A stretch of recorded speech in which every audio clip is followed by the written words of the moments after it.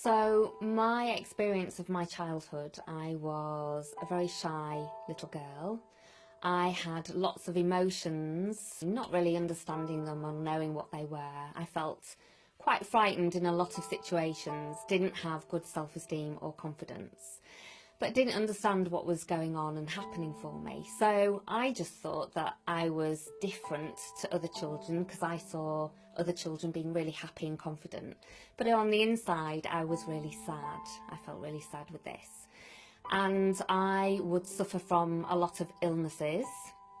And again, not understanding why, I was just labelled the poorly child, off school a lot.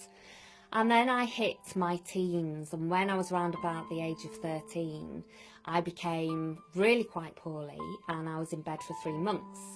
Doctors didn't know what was going on with me, and I even saw a psychologist who threatened to put me into a children's home and take me away from my parents because thought I was just putting it on, wrapping my parents around my little finger. The more this was going on, the more I was pushing the emotions away and trying to numb them, really. I couldn't cope with what was going on internally. I wanted to hide under the duvet cover and just escape from the emotions and everything in life. I moved on from that, went back to school after being threatened to be put into this children's home, and then feeling very isolated, moved on into adulthood and developed chronic pain where I was in a car accident, couldn't use my arm, and went through the whole thing again of pushing myself away from pain, taking painkillers, medication, which society helps us to do. So once I decided to have an internal TENS machine, a spinal cord stimulator fitted, it gave me the confidence to get back into work after having 16 years out of the workplace. And I was wondering what to do. I knew I wanted to work with children, so I thought I might go back into counselling because I had done counselling courses, or become a play therapist. And a friend actually suggested that I become a coach. And I didn't really understand I hadn't really heard about what coaching was. So I then went and looked into it, and there was a free coaching weekend. I went and did the taster weekend and became a coach. I did my personal development coaching, my youth coaching, and then became an NLP practitioner. The first person that needed and wanted coaching was myself. So I have been on this journey myself, looking inwardly, looking at my emotions, connecting with my emotions. I wish I'd had these tools when I was a child. I really do. It would have helped me so much.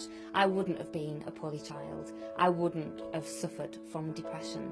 I would have known that all it was my body trying to get my attention and talk to me. And that's why I'm so incredibly passionate now about the Emoji Coach programs, because the Emoji Coach programs can prevent all of this in children by getting to children at a young age and helping them to connect to their emotions and regulate their emotions, and help them to understand that they're not scary monsters. They're part of you and they're there to help you. You just need to listen to them. It can really help children move forward in their lives. So in a group situation, teaching the children about mindfulness and compassion and kindness and helping them be assertive, showing them what that is great, because we do it in a fun way. It's not where children sit and have to listen to us. There's lots of different fun games and activities to help them to learn that. There is always two of us as well with the Emoji Coach, so one is observing, the other one is delivering, and it spices it up for the children. They don't get bored with just one voice as well. We've seen some amazing results which are on our website, so teachers are very impressed with the change of the whole energy in the classroom. With one school, the energy in the classroom was I can't, the attitude was I can't do this. The results were going downhill. The whole class was this having this knock-on effect of I can't do. After the 8-week programme, that had changed. The head had already started to see a change within the classroom going through the 8 weeks. Ofsted were there one day and they said, wow. And as far as I know now, this change has still been implemented within the classroom. The teacher was really impressed as well, and it also helped the teacher. She became self-aware with what was going on, and she could carry on and implement the tools that we'd given those children, and it had a ripple effect of positivity. This is missing from the syllabus, and I would love to see this in the curriculum. It's so important and so simple and easy to set up, which is why we train teachers as well, so they know what language to use and how to keep this going once we have left the 8-week programme. It could be just a simple language, a change of language, how you say something, and helping those children to express themselves. That's the thing. How are they feeling? Where are they feeling it in their body? Simple little things brought into family life and into the classroom.